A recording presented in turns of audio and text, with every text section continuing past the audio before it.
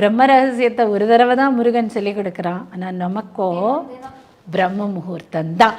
அந்த பிரம்ம முகூர்த்தத்தில் நாம் என்ன செய்ய வேண்டும் அப்படிங்கிறது தான் பாயிண்ட். பிரம்ம முகூர்த்தத்தில் ஏந்தாலே மெயின் திங் அந்த பிரம்ம முகூர்த்தம் காலை முகூர்த்தம். காலை வேளையில் நம்ம எழுந்திருக்கிற போதே நம்ம வி வில் பி சைலண்ட். நல்ல தூக்கத்தை முடித்து எழுந்திருப்போம். ஸோ நம்ம மைண்ட் ஒரு நிலைப்பட்டு அமைதியான நிலையில் இருக்கும். சுற்றி யாரும் பேசுகிறதெல்லாம் இருக்காது.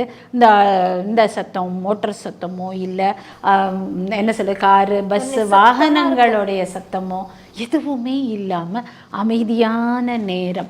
இந்த அமைதியான நேரம்தான் இந்த இடத்துல தான் ரகசியம் வர்றது. நம்முடன் பிரபஞ்சம் எதையோ சொல்லும். பிரபஞ்சத்தின் மொழி மட்டுமே கேட்கக்கூடிய நேரம் பிரம்ம முகூர்த்த நேரம். பிரபஞ்சம் மட்டும்தான் அந்த டைம் நம்ம கூட பேசுகிற நேரம். அதுதான் பிரம்ம ரகசியம்.